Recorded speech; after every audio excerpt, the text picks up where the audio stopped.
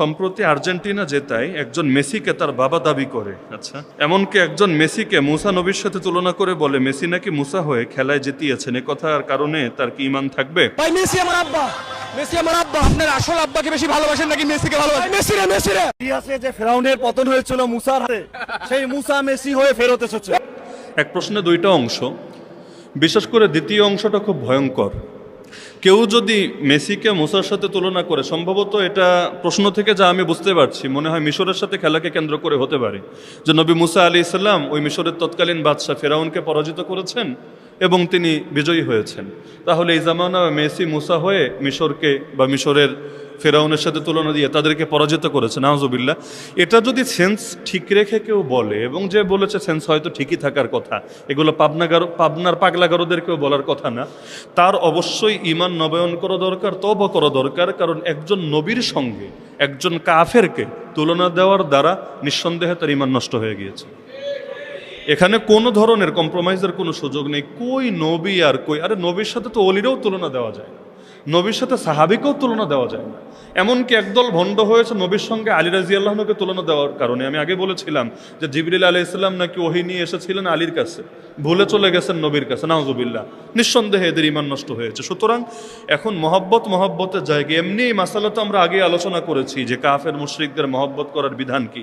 এরপরও আপনি মেসির মহব্বত করেন, খেলোয়াড় হিসাবে করেন, তাই বলে নবীর সঙ্গে তুলনা দিতে যায়েন না, না হলে ঈমান কিছুতেই আর ঠিক থাকবে না। আর কেউ যদি বাবা দাবি করে, সম্ভবত এটা রোগী, মানসিক রোগী হবে, অথবা ভাইরাল হওয়ার রোগী হবে। দুইটার যে কোনো একটা। হয়তো মানসিক রোগী, তার সিরা কখন কি বলে ঠিক নাই, অথবা ভাইরাল হতে আনকমন কিছু করা লাগে, কমন জিনিস দিয়ে ভাইরাল হওয়া যায় না। আর ভালোর চাইতে পচাটা করলে ভাইরাল বেশি হওয়া যায়।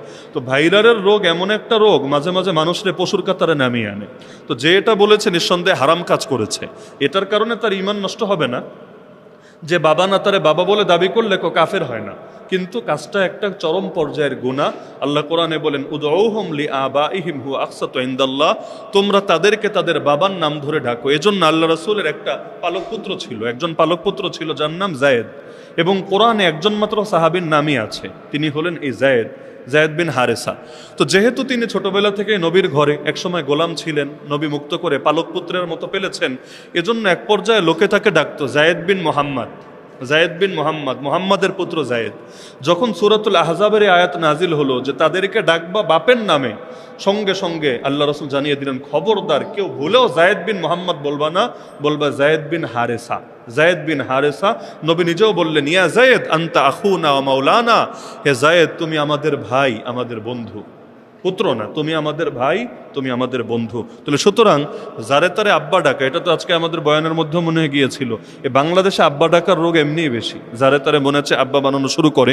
হ্যাঁ, এখন যেখানে কোনো ধরনের সন্দেহ নাই, সন্দেহ জাগে না, সেখানে সেটা ডাকা যায়। তারপরও একটা শর্ত আছে, যেমন অনেক আলেমরা বলেন আপনি এমন কোনো এলাকায় গেলেন, এখানে আপনাকেও চেনে না, আপনার সঙ্গের মানুষটাকেও চেনে না, আপনাকে জিজ্ঞেস করলো সে কে, সে আসলে আপনার শ্বশুর আব্বা। এখন অচেনা জায়গায়, অজানা জায়গায় আপনি যদি শুধু আব্বা বলেন যে সে আমার আব্বা, এটাও তারা নিষেধ করেন। কেন? কারণ যেহেতু মানুষগুলো চেনে না, জানে না, তারা হয়তো ভাববে তোমার জন্মদাতা আব্বা।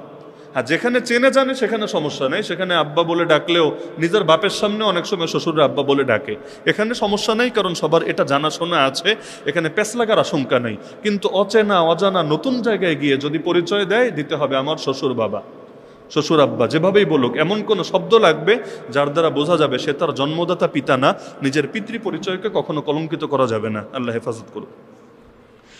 এক ভাই প্রশ্ন করেছেন যে ফজরের সুন্নত যদি বাসায় পড়েন, এরপর মসজিদে গিয়ে দেখেন নামাজের সময় বাকি আছে, তাহলে মসজিদে এসে তিনি নফল নামাজ তাহিয়াতুল মসজিদ যেটা আছে এটা পড়বেন কিনা। এই ক্ষেত্রে দুই রকম ফতোয়া পাওয়া যায়। এক হলো আরবের সালাফি আলেমরা ফতোয়া দেয়, আর এক হলো এই অঞ্চলের সমস্ত ওলামারা যে ফতোয়াটা দেয়। আমাদের অঞ্চলের মুহাক্কিক আলেমদের ফতোয়া এটাই যে ফজরের সুন্নাত আর ফরজের মধ্যে অন্য কোনো নামাজ পড়া যাবে না, সেটা যে নামাজই হোক না কেন। হ্যাঁ, আপনি তেলাওয়াত করেন, জিকির করেন, ইস্তেগফার করেন, যে কোনো আমল করেন, তবে নামাজ না। ফজরের সুন্নাত পড়ে ফেলেছেন, বেশ ফরজ পর্যন্ত নামাজ থেকে আপনি বিরত থাকেন।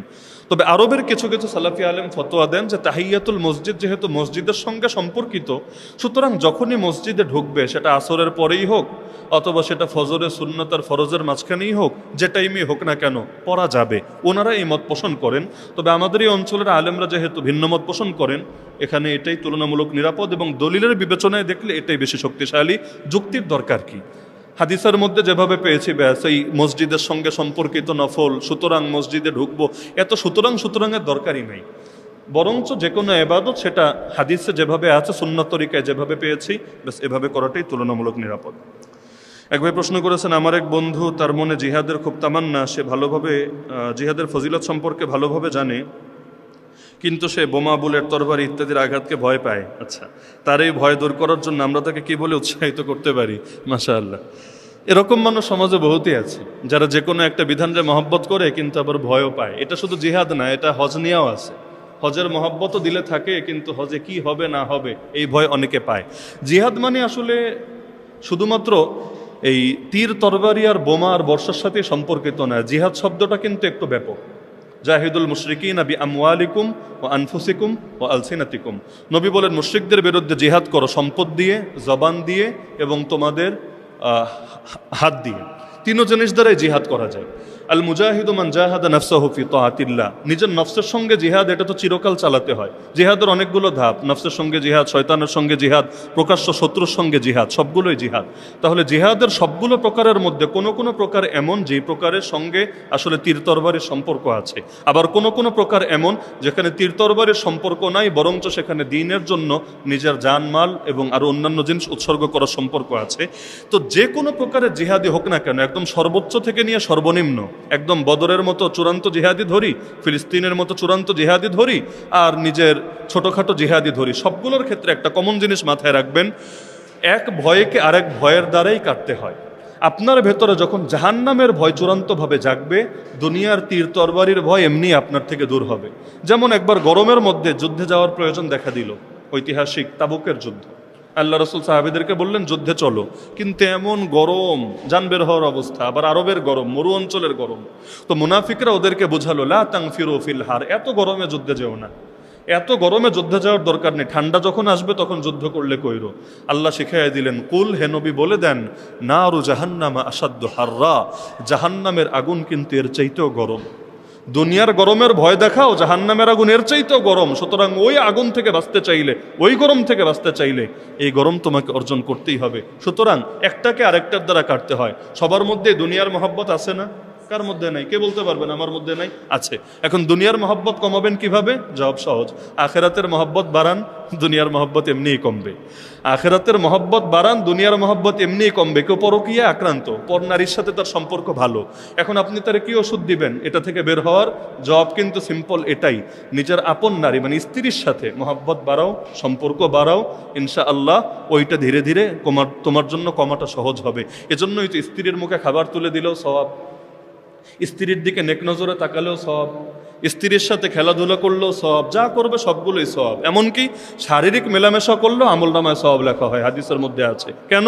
হালালের মহব্বত যত বাড়বে, হারাম থেকে নিজেকে দূরে রাখা তত সহজ হবে। তো কেউ যদি জিহাদের ব্যাপারে অন্তরে ভয় থাকে, তাহলে জাহান্নামের ভয়, কবরের আযাবের ভয়, আখেরাতের ভয় অন্তরে যদি ঢুকায়, তখন দেখবেন জালেমের গুলির সামনে নিজের বুক পেতে দেওয়াও একদম পানি ভাত মনে হবে। কারণ সে চিন্তা করবে, জান্নাত আর আমার মাঝে বাধাই তো এটা, আমি যদি মরে যাই, রক্তের প্রথম ফোঁটা মাটিতে পড়ার আগেই আমার রূহ আল্লাহর কাছে চলে যাবে, আল্লাহ জান্নাতের সবুজ পাখির ভেতরে আমার রূহ ঢুকিয়ে দিবে, আমি তখন জান্নাতে ডানা মেলে মেলে উড়ে বেড়াবো। ওই জান্নাতের মহব্বত, হুরের মহব্বত, শাহাদাতের মহব্বত, আখেরাতের মহব্বত যখন ঢুকবে, একদম এগুলোকে পানি ভাত মনে হতে থাকবে। তাহলে এক মহব্বত আর এক মহব্বত দিয়ে কাটতে হয়।